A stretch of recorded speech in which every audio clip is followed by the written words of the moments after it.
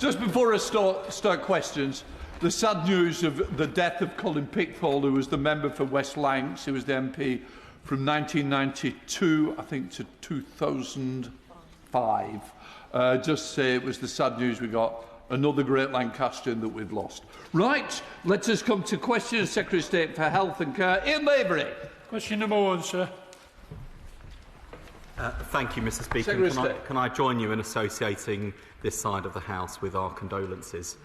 I'm hugely grateful to NHS staff for the shift they've put in through what remains a challenging winter. It's because of them that waiting lists are going down, that ambulance handover times are 14 minutes quicker this winter than last, and that during periods of industrial action this winter, NHS providers kept approximately 95% of elective activity running. We've got to make sure that we invest not just in our service and in our staff, and we're working actively with health unions to achieve that goal. Ian Lavery. Thank you, Mr. Speaker. Will the Minister join me in thanking the fantastic employees of Northumbria NHS Foundation Trust for the continued dedication and commitment from the top surgeon to the ancillary worker? You know, the NHS is held together by their efforts. However, it does come at a severe personal cost to many individuals. A recent YouGov poll showed that 73% of our heroes, the heroes of the NHS, reported suffering from burnout. That's severe exhaustion. Can the Minister tell the House what extra measures he's taken to ensure that those who will put their own well-being on the line to protect the health of the nation receive the support and the care they so richly deserve? I'm hugely grateful to my honourable friend for his question, and he is rightly proud of his local trust.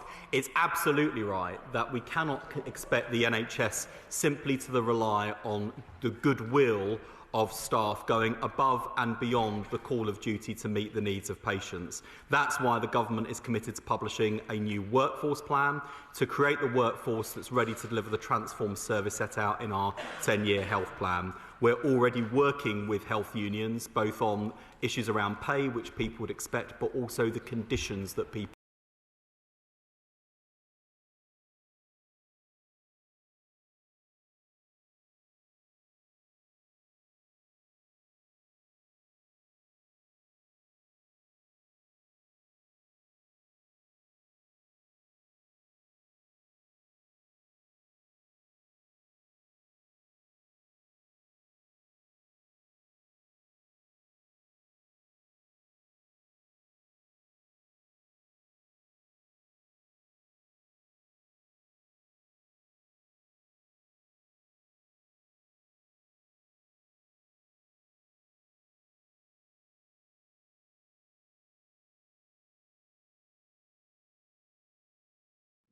Apologies, let me just sort this out.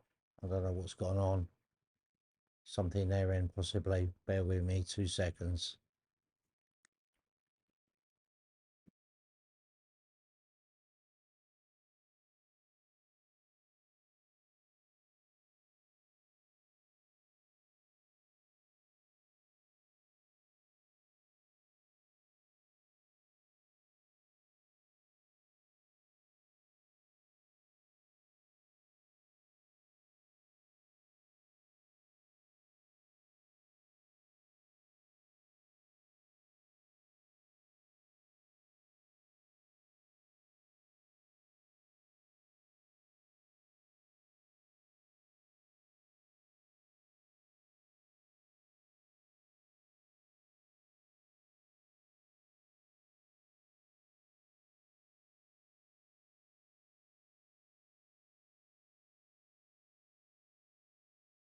that people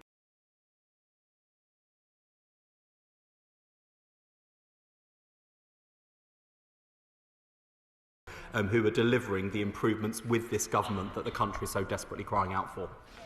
Rebecca Paul. Thank you, Mr. Speaker. One of the things that contributes to staff burnout is caring for patients in corridors. I recently visited St Helier Hospital and saw this for myself, and it was very concerning and distressing to see this. We're also seeing this in East Surrey Hospital in Redhill, in my constituency. Would the Secretary of State confirm when we can expect to see this resolved for good? The honourable member is absolutely right to describe the appalling state of corridor care in this country. In fact, under our predecessors, not only was this allowed to emerge as an issue in the NHS, it was normalised, with even benign nomenclature like temporary escalation spaces being used to endorse this normalisation, which should never have been considered normal or acceptable. We'll be shortly setting out our plans for publishing data so that we can be held to account as well as the system. I am clear I want corridor care gone over the course of this Parliament, and I'm confident that when we publish all of the data surrounding this winter, it will have been better than last winter. But I also want to be honest with the House and the country, Mr. Speaker. Even on the best days of this winter, there are still patients being treated in corridors and in conditions that I do not believe are acceptable and we should never allow to be normalised, which is why we're committed to year-on-year improvement. Question number 2, Mr. Speaker. So stay. Thank you, Mr. Speaker. Rural and coastal constituencies like South Dorset are at the heart of our shift in the 10-year plan from hospital to community. Not only does everyone deserve care closer to where they live and work, but people in rural and coastal areas often see the sharp end of health inequalities. After 15 years of damage, this government is determined to change the current postcode lottery of where you live determining the care you received. So as announced in the budget, we're committed to delivering 250 neighbourhood health services across every part of England. There are also now 100 community diagnostic centres across the country offering out-of-hours services 12 hours a day, 7 days a week. Lots done, but lots more to do. Lloyd Hutton. Thank you, Mr. Speaker. Now, I've been campaigning to restore the rheumatology clinic at Swanage Community Hospital and the chemotherapy clinic at Wareham Community Hospital. Both of these clinics were closed despite good health outcomes and high levels of patient satisfaction, and local NHS bosses agreed that they were successful clinics before they were mothballed. So with all this in mind, does the Secretary of State agree that we must deliver key services and clinics closer to where patients actually live? And will he take the opportunity to encourage local NHS bosses in Dorset to restore our much-needed chemotherapy and rheumatology clinics? So stay. Thank you, Mr. Speaker. I can well understand why my honourable friend is particularly concerned about the impact of changes on cancer patients. I know his ICB has heard his representations. They will have heard them again today, and I'm sure we'll be happy to meet with my honourable friend, as with my honourable friend, the Minister of State for Health. It is important people have services they need on their doorstep. And that's one of the reasons why we're devolving so much power and responsibility in decision-making closer to communities so that services can be designed around the differing needs of communities in different parts of the country. Hello, Matt. Thank you, Mr. Speaker. Vital services like x-rays and scans have been removed from the Oak Park Clinic in my constituency without any prior warning or consultation from the ICB. Will the Secretary of State meet me to discuss how we can restore these services locally so my constituents don't have to travel to Portsmouth? I'm grateful to the honourable gentleman, Mr. Speaker. He should absolutely make representations to his local ICB if he's got concerns about service reconfigurations.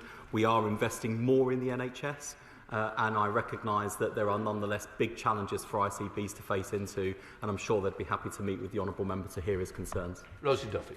Thank you, Mr. Speaker. Question 3, please. Minister. Thank you, Mr. Speaker.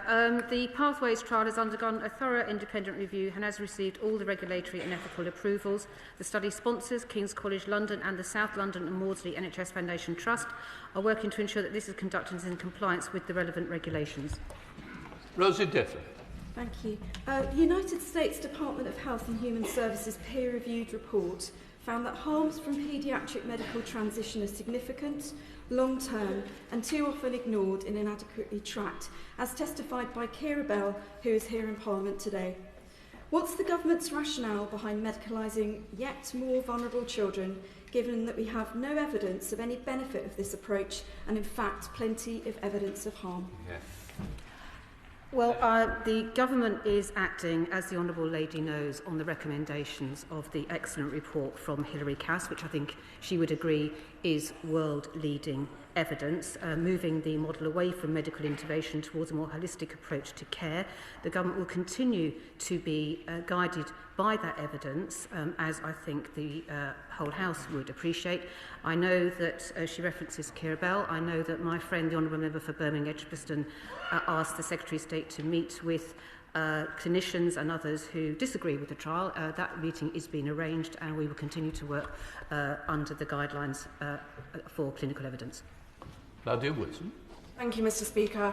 I'd like to remind the House that puberty blockers are still prescribed to young people who are not trans, yet I don't see some of my colleagues who are so exercised when they're given to young trans people expressing the same concerns for their cisgender peers. Even Dr. Cass herself acknowledged that puberty blockers are effective for some young trans people and recommended against a blanket ban. While the trial is ongoing, could the Health Minister outline what steps the department is taking to increase funding and capacity for children and young people's gender services to address the unacceptably long waiting times which continue to cause enormous harm? Well, I thank the Honourable my honourable friend for her question, and I do think we need to be very careful in line with Dr. Cass's report about our language here. We are talking about children here presenting with gender dysphoria and who are in gender distress, away from the medical intervention model towards a holistic approach to care based on the evidence. That is what the government is supporting. That has cross-party support more generally. I'm not entirely sure of the Liberal Democrats' position on supporting that through, but that is the model in which we are progressing. With the wider issues regard to support for children and young people, and particularly as they present across the board, of course this government is investing much more than anyone else has indicated they would do in support for all services. Gregory Stafford. Thank you, Mr. Speaker. Part of the trial is to ask the child participants the ALSPAC Romantic Relationships questionnaire. Is she as concerned as I am that children under the age of 13 will be asked sexually explicit questions? Yeah. I think all members across the House are concerned about the distress which young people are coming forward for all these services and need to support them and their families. Again, with all parts of this trial, it is important that it follows clear ethical and clinical guidelines. Jonathan Pender. Thank you, Mr. Speaker.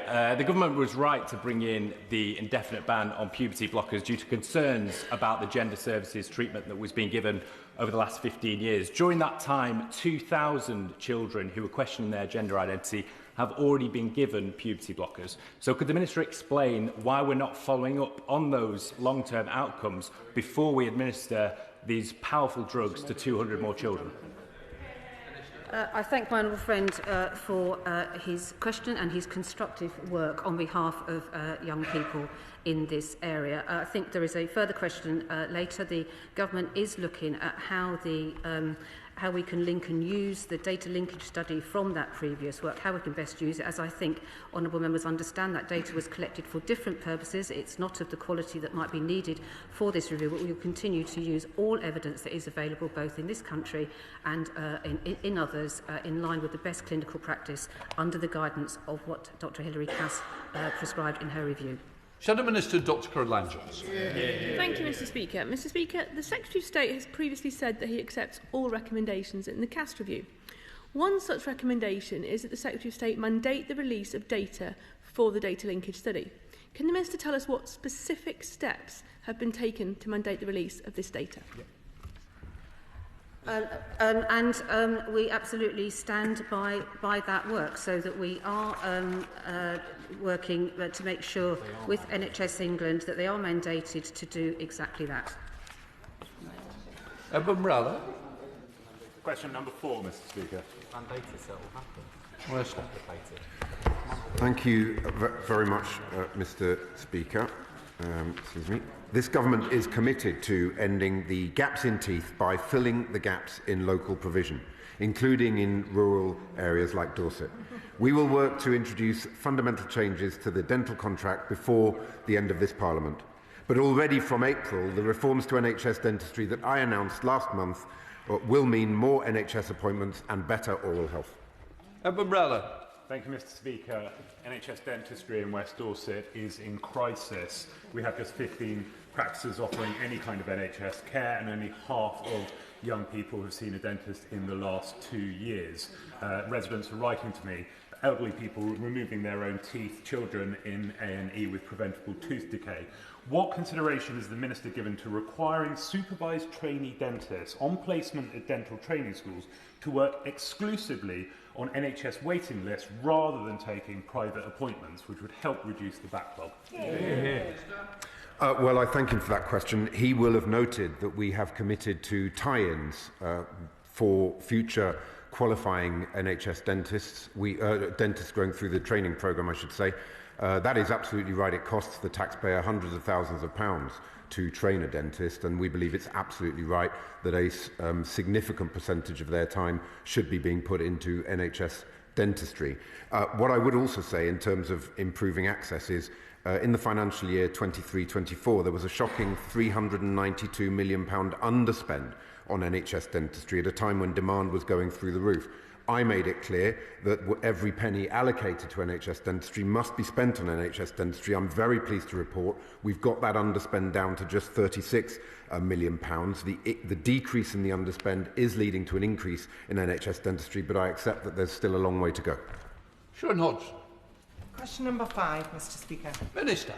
Thank you, Mr. Speaker. Before I answer, may I also put on record my condolences to the family and friends of Colin Pickthall, the former member for West Lancashire. As the current member for that seat, it is my privilege to build on his legacy.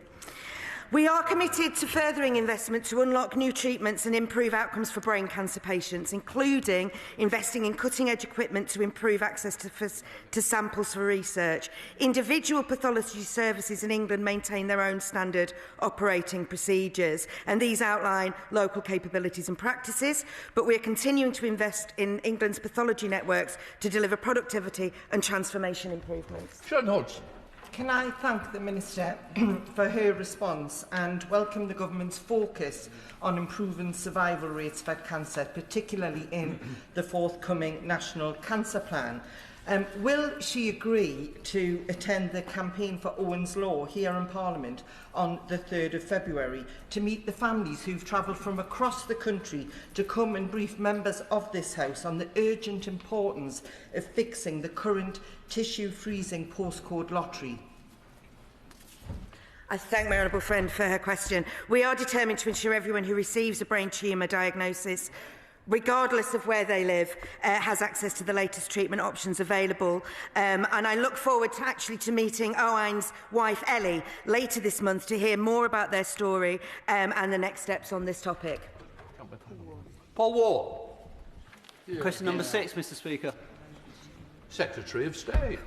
Thank you, Mr. Speaker. With permission, I'll take questions 6 and 9 together. As the House knows, I'm deeply concerned by the state of maternity care we inherited in the NHS. While a majority of births go well, I know from the courage of families who have spoken up and the concern of staff that there are devastating impacts arising from failures in care. That's why I asked Baroness Amos to chair an independent investigation into maternity and neonatal services to drive urgent action. But that's not stopped us from taking action. In the meantime, we've invested over £131 million to improve neonatal care facilities, brought in a new maternity care bundle, implemented a programme to reduce the 2 leading causes of avoidable brain injury during labour, and increase maternal mental health services. But there is so much more to do to guarantee safety now and into the future, and also to ensure truth, justice and accountability for past failures. Paul Ward. Thank you, Mr. Speaker. The new maternal care bundle, which the Secretary of State refers to, is rightly aimed at reversing the recent worrying rise in maternal death and ill health, particularly with an increase in obstetric hemorrhage, which concerns so many midwives, doctors and, of course, the families affected themselves. Given the Government wants to help women to make informed choices about how they give birth safely, can the NHS do more to highlight the well-documented risks of severe bleeding and placenta accreta that's caused by caesarean sections? I'm grateful to my honourable friend for his question. Everyone accessing maternity care should be offered a personalised care and support plan informed by a personalised risk assessment. This is so women have more control over their own care based on what matters to them, their individual needs and preferences, and also to make sure that every woman understands the risk factors that might arise in her case. A caesarean section is generally a very safe procedure, but like any type of surgery, it does carry a risk of complications. All women should have the confidence of knowing that the doctors and midwives dealing with them are robustly trained to deal with severe complications, including hemorrhage. And that's why the maternity care bundle, as well as other measures, is leading towards greater safety, more information, and crucially, personalisation of care and patient choice for the mother. Laura Coates. Thank you, Mr. Speaker. I really welcome the new maternal care bundle and its ambition to drive consistently high standards of care for every pregnant and new mum. It's great that maternal mental health is prioritised as one of the 5 elements in there. And I'm grateful to the Secretary of State for his focus on this. The challenge now, of course, is to drive forward its implementation. So can the Secretary of State say more about how he intends to do this, and particularly how he'll ensure that NHS staff are trained and confident enough to be able to better screen and support women who are struggling with their mental health? My honourable friend is absolutely right to raise this, and I commend her for the work she's doing in this area. There is real risk to women of postnatal depression, and certainly where there have been complications in birth, or worse still, injury, or the most unimaginable experience of loss. We need to make sure that women and their partners and the wider families are supported from day one.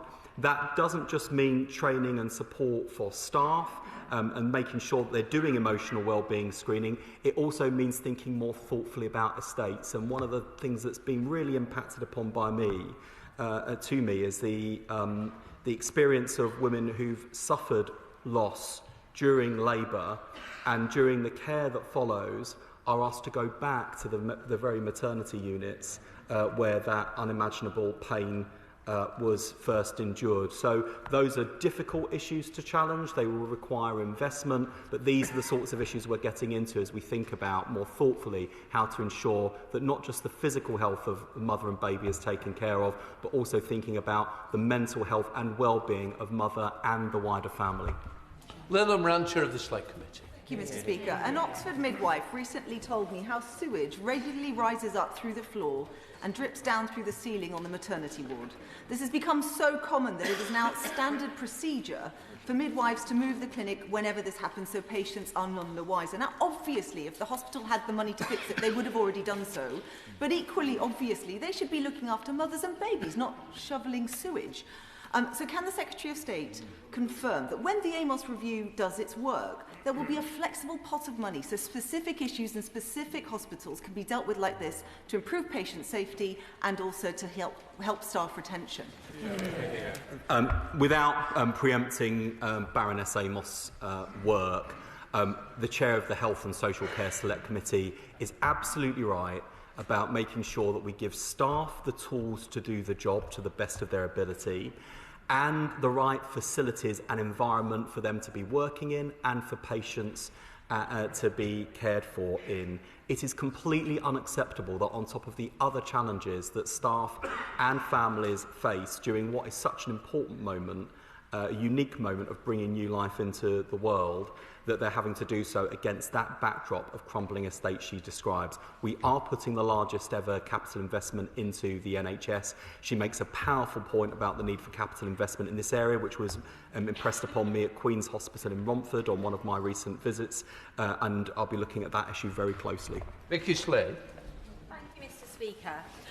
I recently visited the Dorset Breastfeeding Network at their centre at the Purbeck Community Centre. It was fascinating to hear the work that they're doing, but what they told me was that since COVID, standard antenatal classes for NHS, within the NHS, have stopped. They've never returned. And as a result, women are not getting the information they need to make informed choices, which is leading to decisions about how they give birth and whether they feed their babies. We know that the Pride in Place and the Best Start in Life centres are going forward, but they're not going to be covering most of my area. They're only covering the deprived areas. How are we going to make sure there's a universal offer for antenatal care for everyone? Thank you, Mr. Speaker. I will be sure to make sure that my department, the NHS, looks into what's happened to provision in her area, and I'll write to her further about that. She's quite right about the need to make sure that parents are given high-quality information from conception to make sure that they're able to make informed decisions as they're thinking about everything from whether to breastfeed through to the steps that parents can take in those formative first 1,001 days to make sure we get the best possible outcomes. And on that, I will also take the opportunity to welcome the appointment of Will Quince to lead the 1,001 Days Foundation. We've previously crossed swords across this House, but I know how committed he is to this agenda, and I very much welcome his appointment. Dr Caroline Johnson, Shadow Minister. Thank you, Mr. Speaker. Mr. Speaker, the maternity and neonatal plan is due in the spring, almost 2 years after he took office. The maternity review is delayed. There are no signs of the 1,000 additional midwives he said he'd train. Gynecology waiting lists are rising, with the number waiting for admission 6% higher than 1 year ago. The Secretary of State has an opportunity to save many lives, and I know he wants to make the use of all the opportunities available to him. Can I ask him to concentrate on making more improvements in maternity care? Mr. Speaker, I would just point out that the 18 months that I have had the privilege of holding this post, we've invested over £131 million on 122 infrastructure projects across 49 NHS trusts to improve safety of neonatal care facilities. We've implemented a new programme to reduce the 2 leading causes of avoidable brain injury during labour. We've piloted Martha's Rule in maternity and neonatal units in 14 trusts across 6 regions to give patients and families the right to request a second opinion. We've launched a package of initiatives and interventions to reduce stillbirths, brain injury, neonatal death and preterm birth. We've held a culture and leadership programme. We've created targeted tools and schemes to promote midwife retention. We've increased maternal mental health services to help women. We've had to do all of this because not wasting a single day in 18 months. Imagine how embarrassed we would be if we'd wasted 13 whole years. Jonathan Brash. Number 7, Mr. Speaker. Minister. Thank you, Mr. Speaker. As previously stated, we're boosting investment to unlock new treatments and improve outcomes for brain cancer patients, including investing in cutting-edge equipment to improve access to samples for research. Each pathology service in England maintains its own standard procedures for tissue freezing, which inform local capabilities and practices, and we're investing in England's pathology networks to deliver productivity and transformation improvements. For Brash. Thank you, Mr. Speaker. I thank the Minister for her answer and for her positive response to this issue at the recent Westminster Hall debate. As she will recall from that debate, my constituent Trevor Jones died in September last year from glioblastoma. His widow Samantha learned only later that there may have been life-extending treatment options available had his brain biopsy not been stored in paraffin blocks but instead flash frozen. Will the Minister recommit to examining how flash freezing can be made standard practice for brain biopsies across the NHS, and will she meet with me and Samantha to discuss a way forward on this?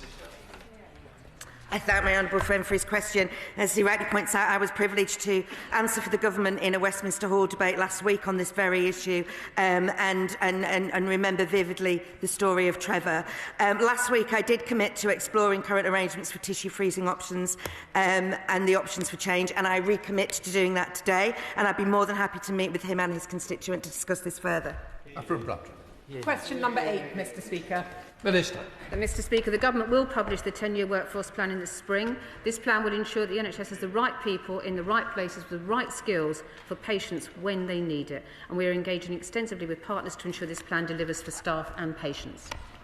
Alfred Brandrett. Thank you, Mr. Speaker. I've been contacted by concerned doctors in Chester South and Eddisbury who, after 5 or 6 years at medical school and a further 2 years of foundation training, are now struggling to secure specialty posts and are being forced to consider leaving the NHS altogether. While I will reserve judgment on the medical training bill to be presented later today until I've seen it in full, I welcome the fact that the Government is finally treating this issue with the urgency it deserves. However, can the Minister set out how this legislation will be accompanied by a credible plan to expand training numbers so that the number of places is sufficient to meet the NHS's short, medium and long-term workforce needs? Thank her for her almost support for the bill we hope to lay later to address much of this problem in order to, yet again, clear up the mess that we were left with by her party by changing to the rules, delivering a workforce plan in 2023, which essentially ramped up the supply of staff by extrapolating existing trends without any reference to constraints or the needs of the service. Our workforce plan will be different.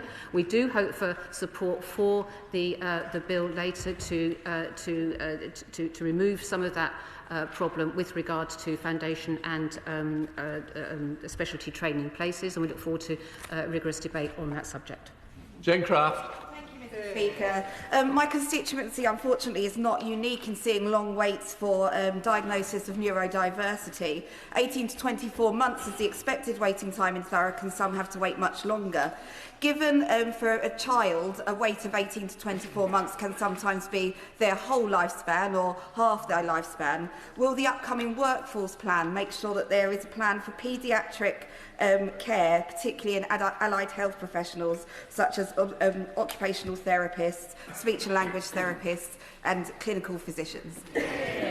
I thank my honourable friend for that question. And of course, the services that she outlines cover a number of different areas and in different locations. I think it's very important as we bring forward our workforce plan. It will reflect a different model of care. What we have seen is more services into secondary care, particularly into hospitals, at the expense of community and particularly primary care. That needs to change. That needs to change across the age spectrum so that the service that the new workforce plan will be designed in lockstep with new service design, more staff in neighbourhoods, more digital support and addressing the issues that she outlines. Joe Roberts. Thank you, Mr. Speaker. A study by the Health Foundation has found that the cost to the NHS of staff sickness and staff turnover is in the order of £12 billion a year. Will the government's new workforce plan include the issue of excessive costs through entirely avoidable turnover of staff? Yes, because those issues are a result of the shocking morale that staff were left in as a result of his government's policies and the work that they did in opposition. As highlighted by Lord Darcy, staff morale and issues around staff sickness and the huge increase in agency spending we saw under their watch, those are all signs of a system that is not functioning for patients and it's not functioning for staff, and we absolutely will bring forward measures to address those issues. Mr. Speaker, when the Secretary of State was in front of the Select Committee, he recognised that we aren't going to solve the workforce problems in the NHS without solving workforce problems in social care as well. There are 150,000 posts unfilled in social care, 3 times greater than in the wider economy. What are we going to do to help solve this problem?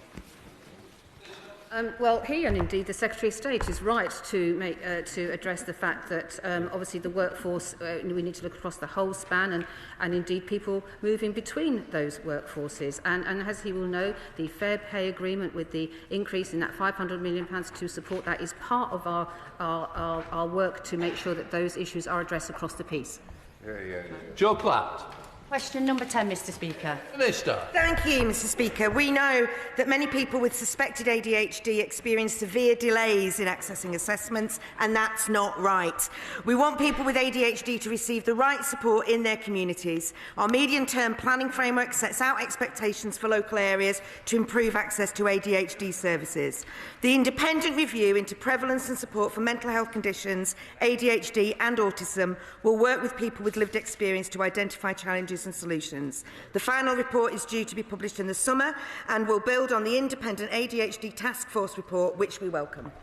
Joe Platt. Thank you, Mr. Speaker, and I thank the Minister for her response. And can I declare my interest as the Chair of the ADHD APPG. And with that, providers for ADHD estimate that untreated ADHD could cost the economy $11.2 billion over the next decade, largely due to avoidable impacts on justice, employment, education and health.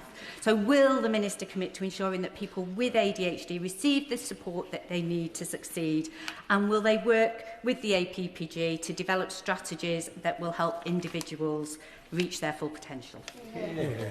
I thank my honourable friend for her question.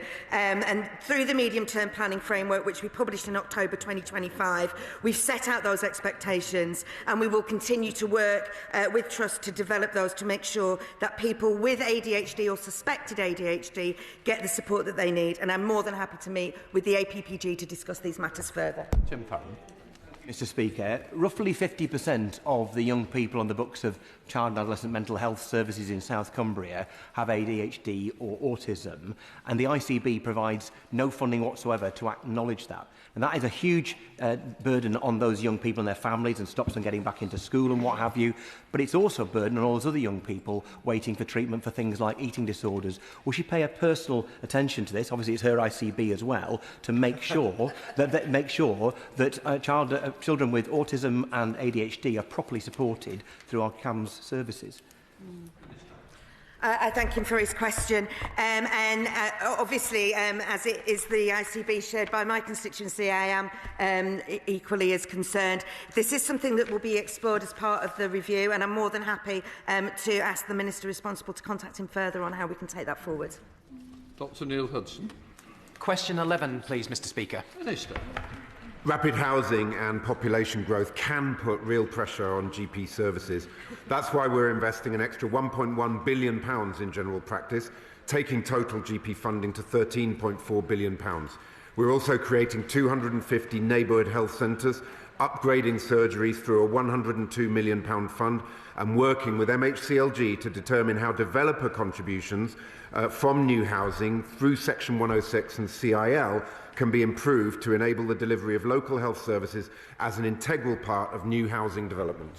Dr Neil Hudson. Thank you, Mr Speaker. As my constituency neighbour, the Health Secretary will be aware that Chigwell Parish has no GP surgery of its own, requiring many of my constituents to travel to his constituency to access primary care.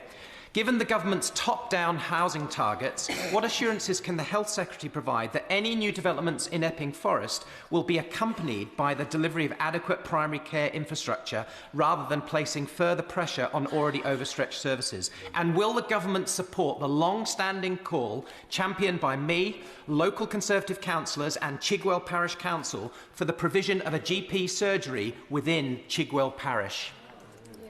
Well, I thank him for that. I'm not familiar with the details of that case, but I get the impression that my right honourable friend is familiar with those.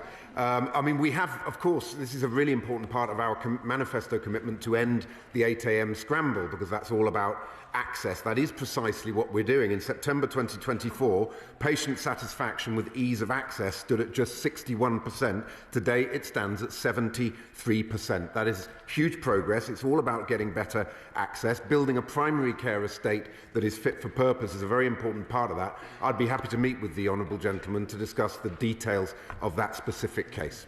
Dr Luke Evans. Thank you, Mr Speaker. Community pharmacies are a vital part of that primary care infrastructure, including in Epping Forest. So using the NHS ODS data, can the Minister tell the House how many pharmacy contracts ceased in England last year? I thank him for that question and congratulate him on the addition of the facial hair.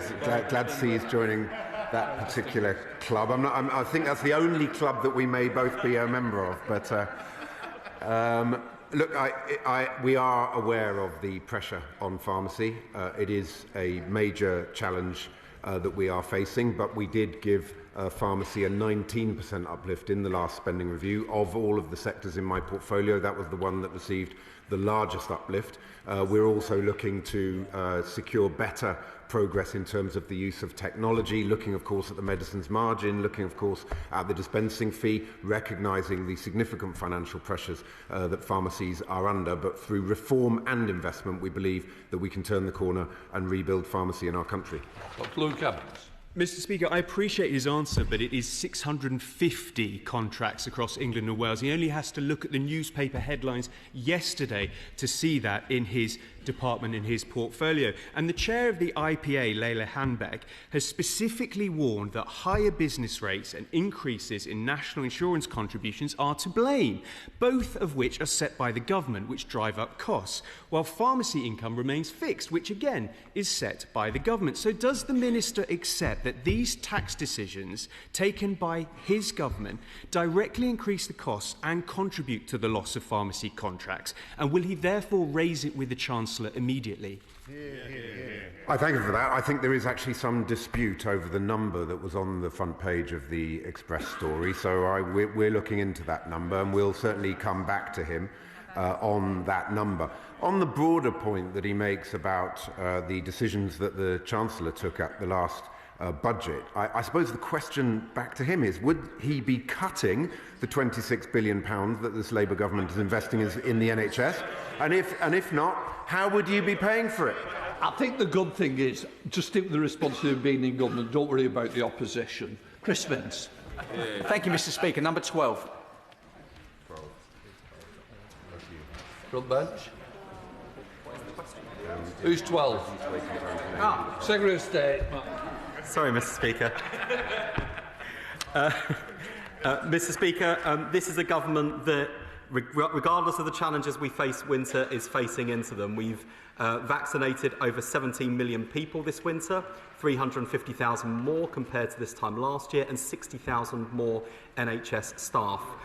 We're not out of the woods yet by any stretch, but just to give people a comparison for how our investment and modernisation is paying off, on New Year's Day, we had the busiest day in NHS history for 999 calls. Despite that, ambulances arrived to heart attack and stroke patients 15 minutes faster than this time last year. Backed by £450 million, our urgent emergency care plan will expand same-day and urgent care services. We're delivering new same-day emergency care and urgent treatment centres, more mental health crisis assessments and 500 new ambulances. Lots done, but so much more to do. 24-hour route shortly as well, Minister. Chris Vince. Thank you, Mr. Speaker, and I thank the Secretary of State for his answer. Can I ask him to join me in thanking the extraordinary efforts of the staff at Princess Alexandra Hospital in Harlow for their work over the winter period? A few years ago, we saw the shocking statistic that people were waiting in A&E in Princess Alexandra Hospital for 13 hours. Can the Secretary of State outline the changes that this government are making, bringing down waiting times, improving GP satisfaction levels and decreasing ambulance waiting times, and explain how this is ensuring that the Labour government ensuring the NHS is fit for the future?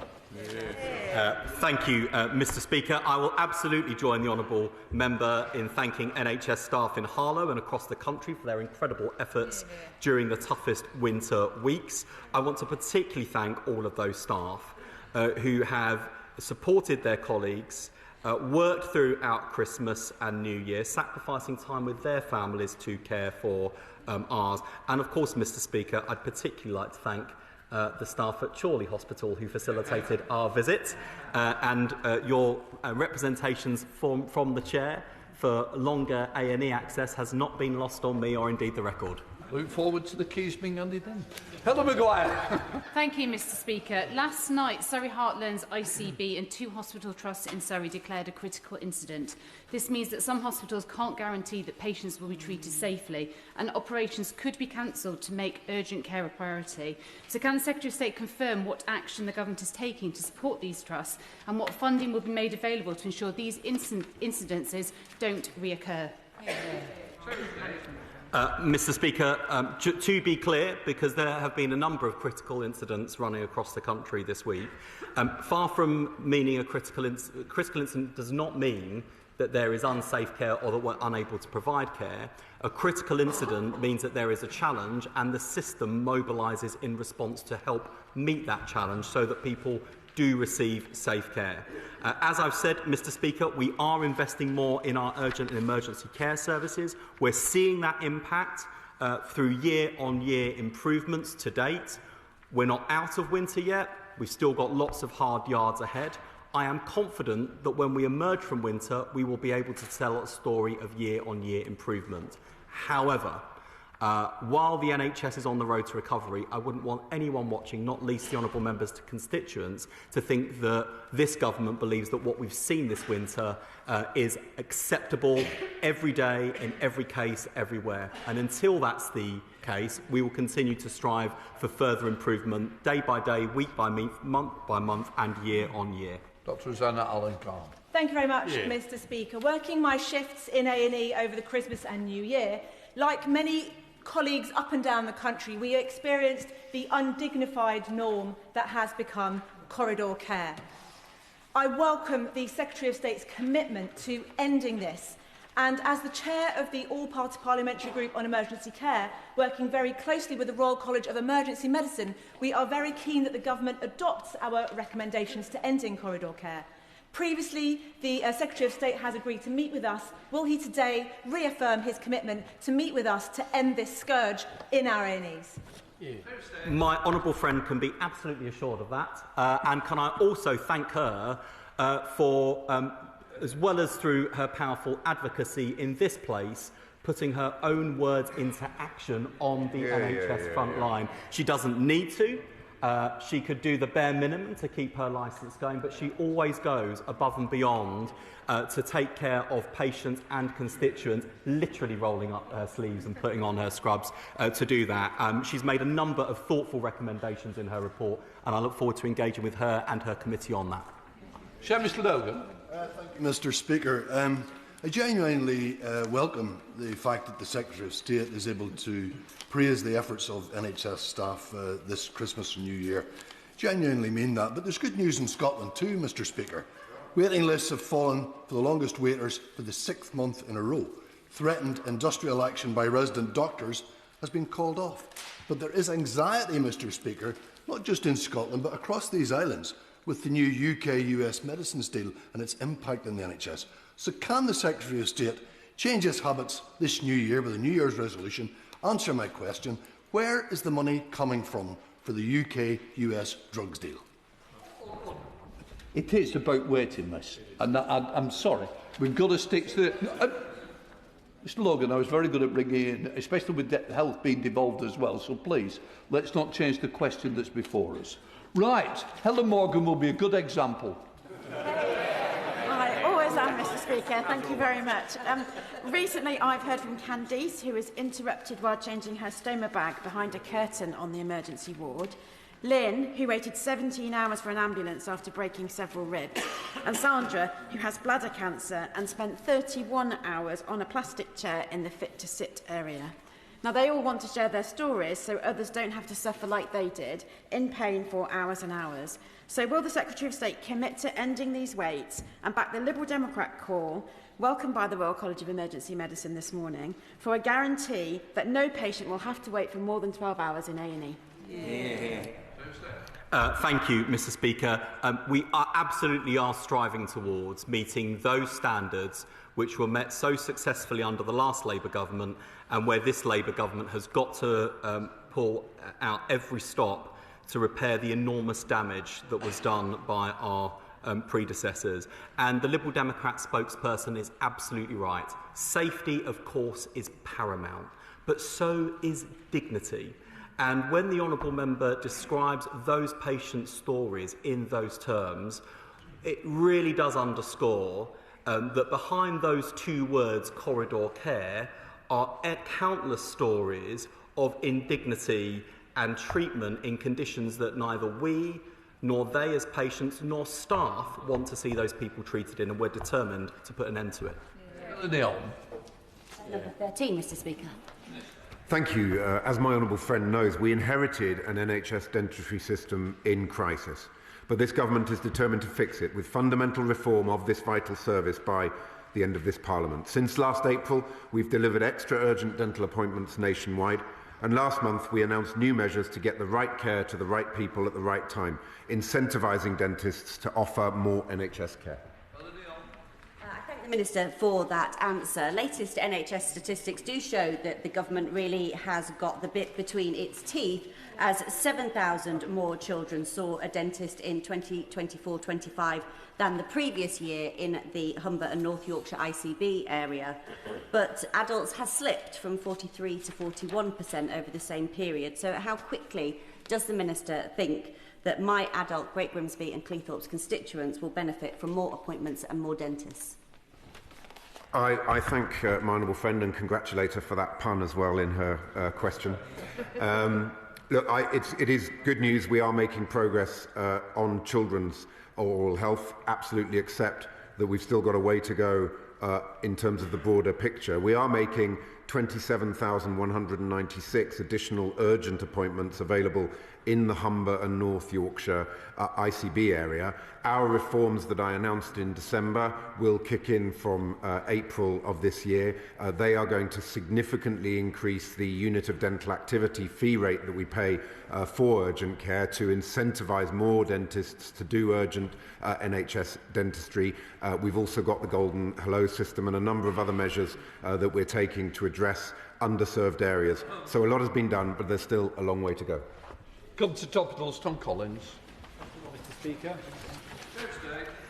Thank you, Mr. Speaker. Today we're bringing forward the Medical Training Prioritisation Bill. It implements our commitment in the 10-year plan for health to prioritise UK medical graduates and doctors with significant NHS experience for medical training posts. Taxpayers spend £4 billion training medics every year.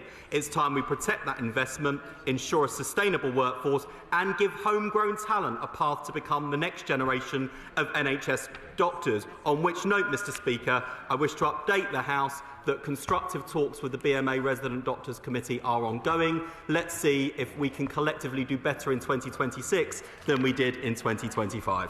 Tom Collins. Thank you, Mr. Speaker. Patients in Worcester are struggling to access urgent care. Far too many are falling through gaps in our system with devastating consequences and huge amounts of double work. And patients feel they're having to travel too far for treatment. Will the Secretary of State meet with me to discuss the results of my deep dive into the failures in Worcestershire's NHS? Can I thank my honourable friend for his question? He's absolutely right. We've got to shift care out of hospitals and closer to people's homes to make sure that we don't end up with the situation he describes. I'd be really happy. I know he's doing a lot of work on this in his own community. I'm very happy to meet with him to hear his findings and what we can learn and apply both locally for him and his community, but also elsewhere. Secretary of State, Stuart Andrew. Thank you, Mr. Speaker. With 1 in 5 hospice beds no longer available because of increased costs such as NICs, it is hardly surprising that doctors are raising concerns about the increases in the number of end-of-life patients in our hospitals. It's therefore very concerning to hear that the palliative care MSF won't be available now until the autumn. So given this situation is increasingly urgent, will he commit to accelerating that timescale? Well, Mr. Speaker, we are moving at pace on the modern service framework, but this is also why, whether it was the continuation of the children's hospice grant and over multiple years so they could plan, or the capital investment we've put into hospices, the biggest funding uplift for hospices in a generation, we have recognised those financial pressures. I recognise that there is more to do, and I enjoy a close working relationship with the hospice movement to look at what more we as a government can do to support the vital work they do. Sir Andrew. Well, Mr. Speaker, capital funding is welcome, but you can't pay doctors and nurses with bricks and mortar. Hospice UK have said that without additional support, it will mean more unnecessary hospital admissions, more unneeded A&E attendances, and more patients not getting the care they need. So I push again to accelerate the timescale, because obviously their lordships are considering the assisted dying bill, and they need to see that palliative care MSF before making such an important decision, and also make sure that we relieve hospices of this government's NIC hikes. I understand the point the Shadow Health Secretary makes about capital funding, but I would also say that lots of hospices, through that capital funding, are able to free up their own resources that would have been previously committed to rebuilding works to spend on services. But I recognise that there is more to do. We are working closely with the hospice movement, and I hope he's reassured to learn that we will be reporting on the modern service framework initially in spring, so that we can then take on board feedback, reiterate, and then we will get to the autumn. But people won't have to wait until then to hear the direction of travel. Thank you very much, Mr. Speaker. My South Norfolk constituents welcome the government's commitment to 250 new neighbourhood health centres. For rural areas like mine, where healthcare can be miles away, this is a real turning point. Long Stratton is a growing town, yet distant from Norfolk's main health hubs. Will the Secretary of State meet with me to discuss how delivering a neighbourhood health centre for Long Stratton will dramatically improve health outcomes in South Norfolk? I thank him, and we are committed to delivering 250 centres by 2035 with a progressive rollout over this Parliament.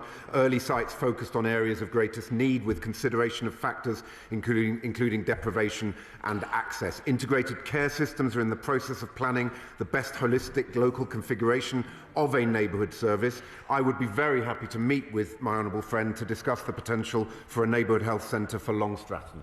Morgan, Liberal Democrat spokesperson. Thank you very much, Mr. Speaker. The social care crisis is piling pressure on hospitals where beds are taken up by patients who are fit enough to be discharged, and it's also piling pressure on local councils like Shropshire, where 80% of the budget goes on to social care.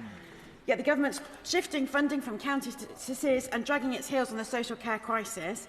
Will the Secretary of State take action by reinstating the cross-party talks on social care as a priority? Because we need to fix social care if we're going to fix councils, care and the NHS. Well, Mr. Speaker, cross-party working on social care has never been uninstated. And look, I know there's much more to do. We've been in for 18 months. We've put £4 billion investment in. We've legislated for the first ever fair pay agreements with £500 million committed to that. Significant additional investment in the disabled facilities grant. And, of course, making sure that in terms of building the workforce plan for the future, we have commissioned Baroness Casey to do her work. She's going to be reporting soon, and we look forward to taking that work forward. I'm getting a bad throat because of the Secretary of State. James Fred. Thank you, Mr. Speaker. Following my recent meeting with Bury's Children and Adult Mental Health Service, has the Secretary of State considered the merits of separating neurodiversity services from core CAM's mental health provision? And will he meet with me and Bury's health leaders to discuss this approach, given rising referrals in the system, long waiting times, workforce pressures and a growing risk of over-medicalisation? Well, my honourable friend is right that NHS mental health, ADHD and autism services have never fully met the needs of the population in a tailored, personalised or timely way. The independent review into prevalence and support for mental health conditions, autism and ADHD will explore the current challenges facing clinical services. My honourable friend, the Minister for Mental Health, is currently overseas on departmental business, but I am sure that he'd be delighted to meet with my honourable friend on his return. In room. Over Christmas, I was contacted by constituents in North Devon who have been without NHS dental care for nearly 20 years. One with a tooth held together with super glue. When will the government reform the dental contract and properly tackle recruitment retention, especially in rural areas, so we stop the hemorrhaging dentists from the NHS longer term? Yeah. I thank him for that question. We are in negotiation with the British Dental Association about the long-term contract reform that is so clearly needed. But I would also draw his attention to the announcement that I made in December around a range of interim reforms, particularly on urgent work, where we are significantly increasing the fee rate for urgent dental activity. That will kick in from April and I think will make a real difference in terms of access to urgent care. Suzanne Joseph. Mr. Speaker, I would like to thank the Secretary of State for his letter following your concerns about corridor care in the William Harvey Hospital at the health orals in October. He noted the decisive steps taken to reduce the pressure, including employing more doctors, freeing up beds and accelerating hospital discharges. However, after 14 years of underinvestment, the corridor care has been normalised in part of the NHS. So what steps is the government taking to ensure it meets its commitment and we see an end to corridor care in William Harvey Hospital? to my honourable friend for his advocacy on this. I know it has been taken very seriously by NHS leaders nationally as well as locally, who listen very carefully to what he says on behalf of his constituents.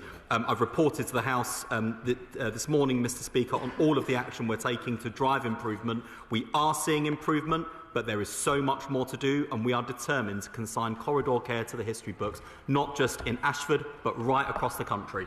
Adam Dance. Access to mental health services in rural communities is a challenge when services are stretched and underfunded. So what steps is the Secretary of State taking to improve access to mental health services in Yeovil?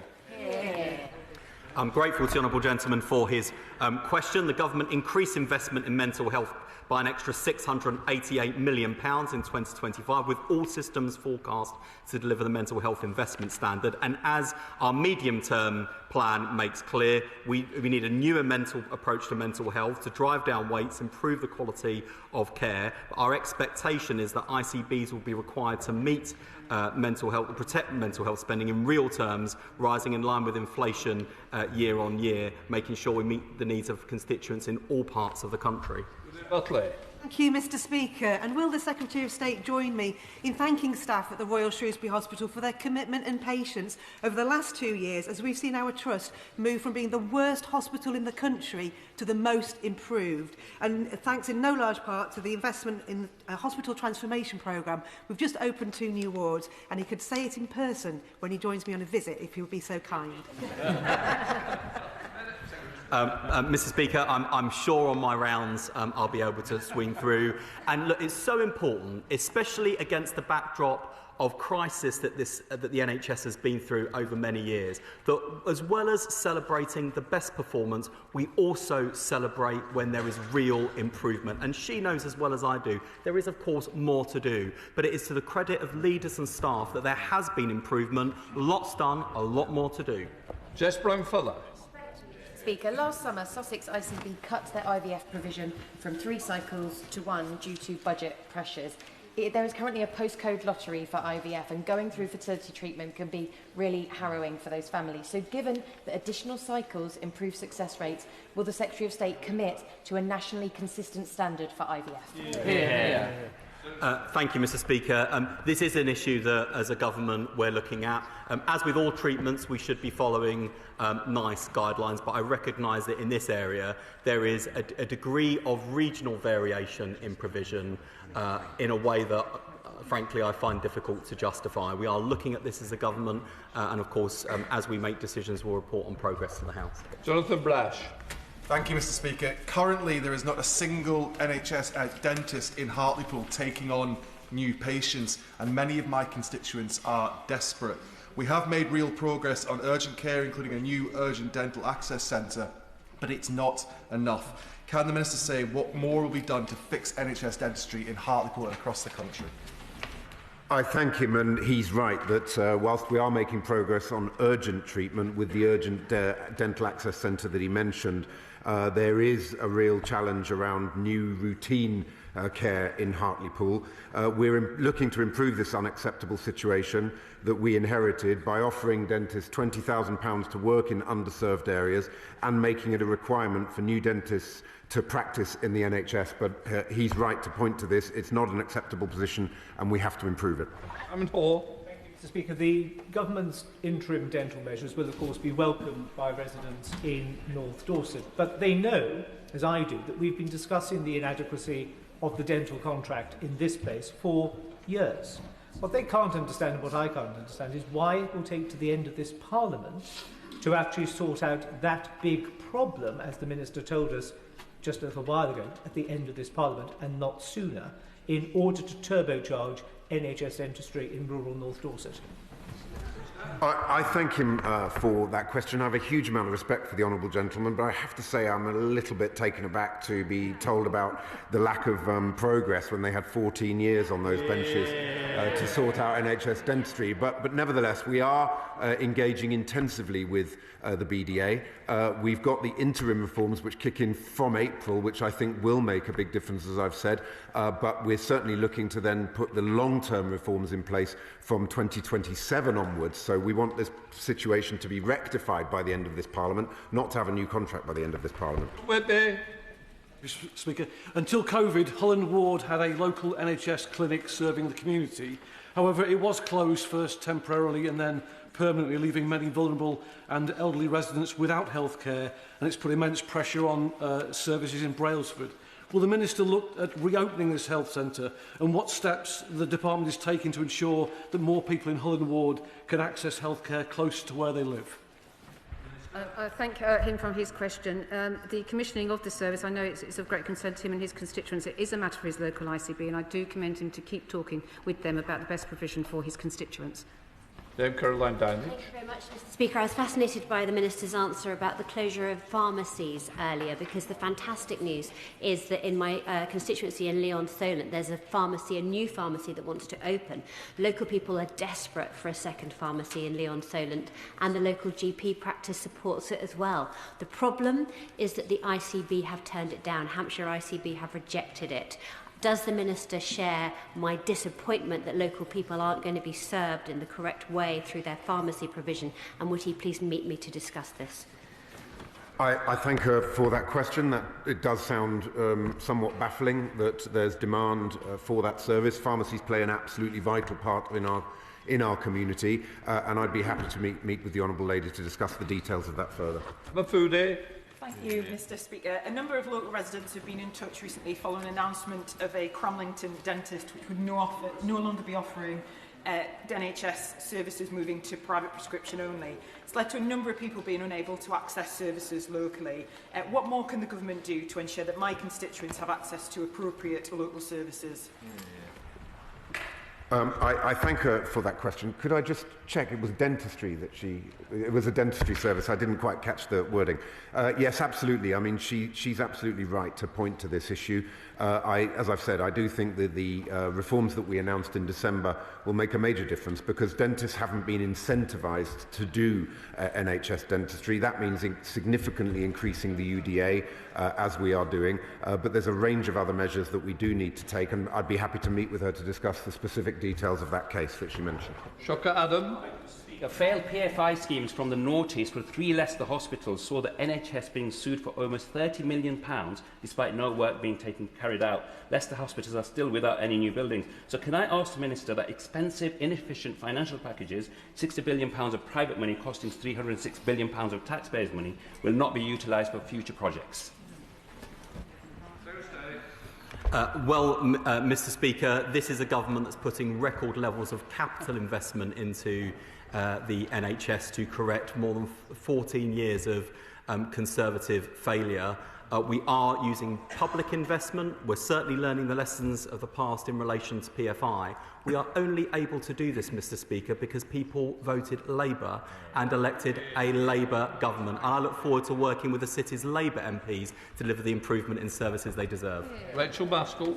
Thank you, Mr. Speaker. To date, Baroness Casey's review into adult social care has been pretty impenetrable, and yet in York we want to engage and innovate. So can my honourable friend provide Parliament with a briefing of the progress, scoping and scheduling of the review as the clock is ticking and the crisis is growing?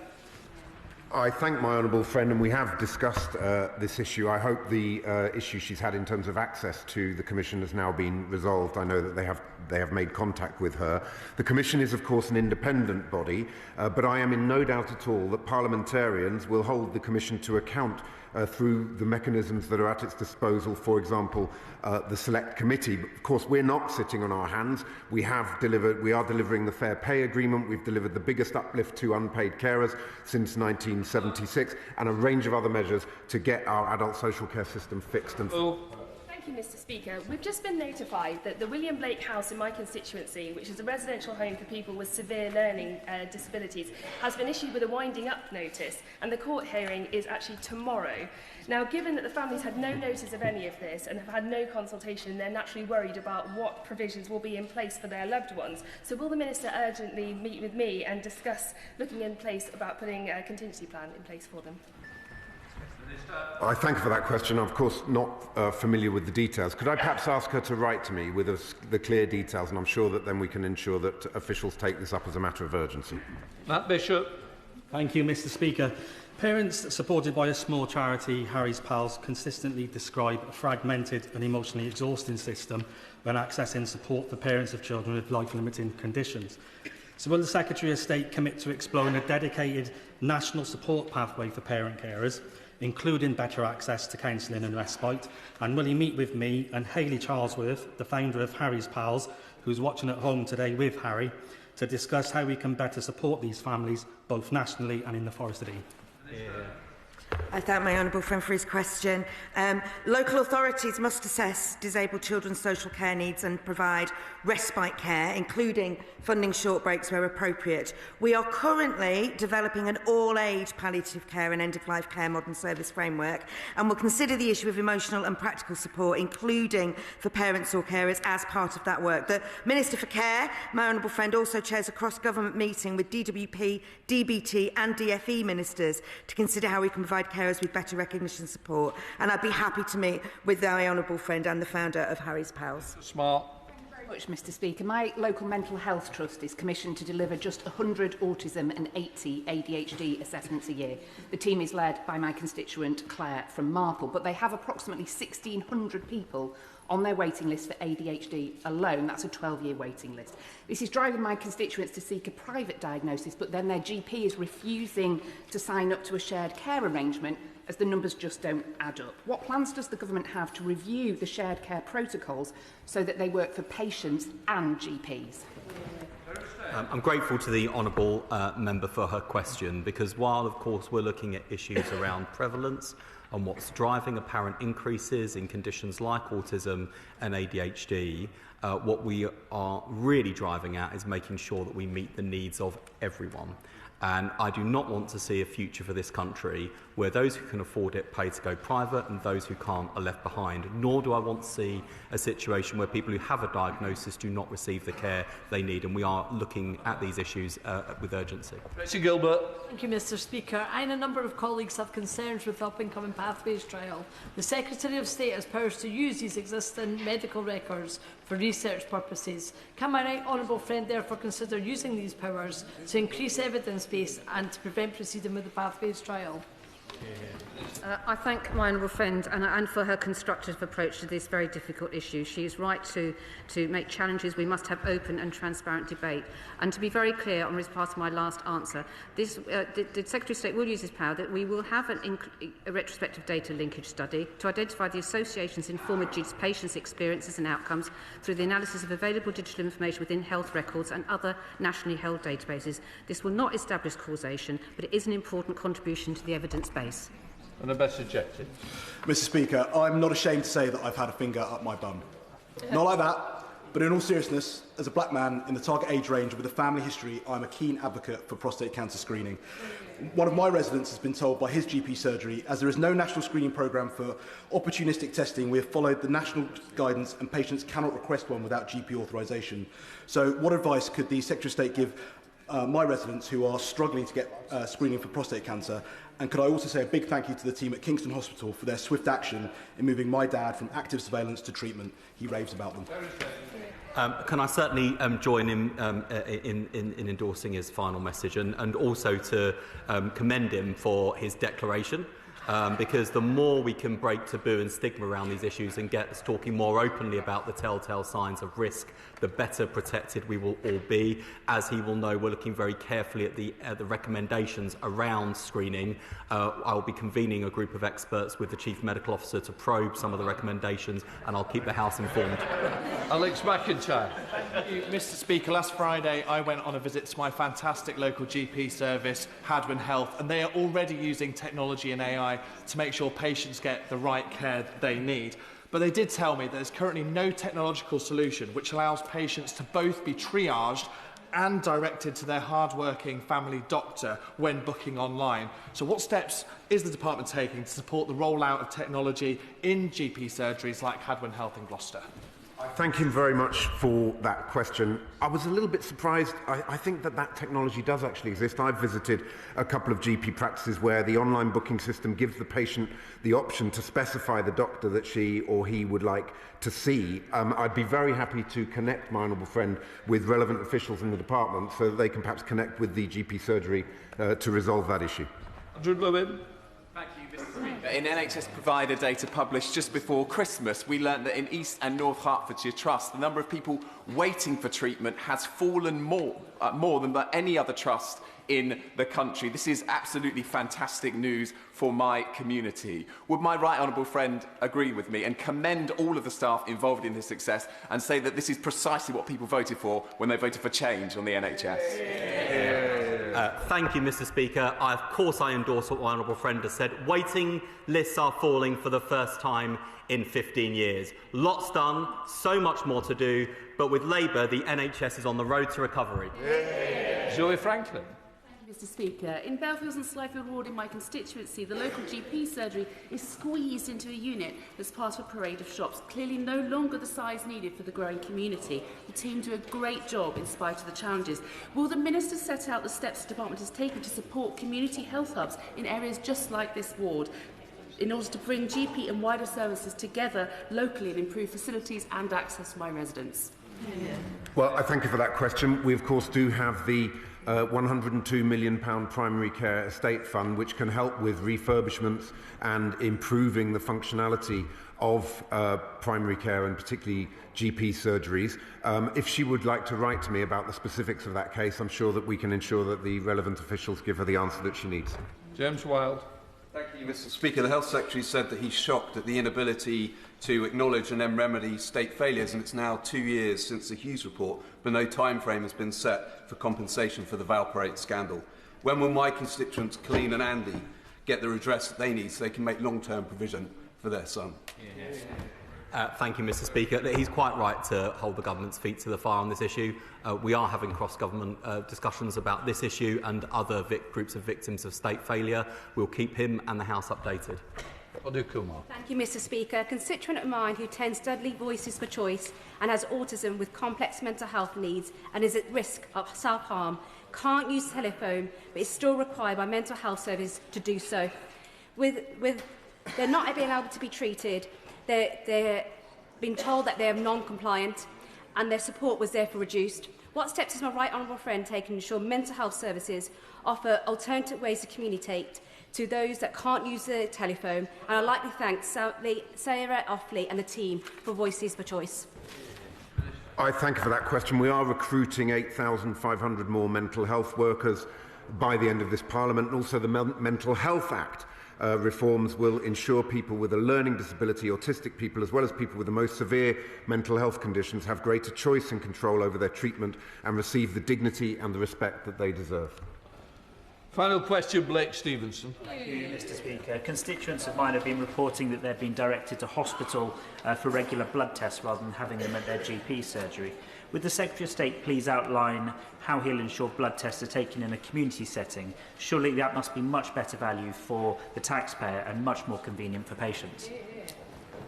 He's absolutely right, and that's why a big part of our modernisation approach is to shift care out of hospital into the community, making greater use of community diagnostic centres, community pharmacies and GPs. But as the honourable gentleman's question shows, 18 months in, lots done, but a lot more still to do. Right, we'll let the front bench change over.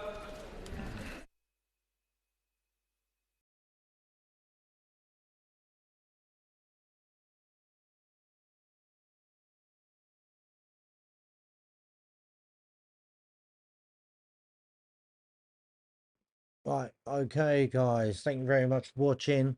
We're going to leave it there at the moment, okay, for today. And we'll be back tomorrow morning, 11:30, for Prime Minister's Question Time. That really kicks off at 12. But we'll be early, get the early coverage. Now, yesterday's general election debate, there's supposed to be a continuation of that today from what they left it as. Now, as of a little bit earlier, I haven't checked the last few minutes, but there is no debate planned. So I don't know if we get to see that at all. I will keep checking and I will keep looking, for it and checking for it and keep you updated. Also, I did find out who the bald MP was. But anyway, right, thank you all for watching. Don't forget, make sure you're subscribed. It really helps and supports the channel. Keeps me going. Right, thank you all. We'll catch up with you soon.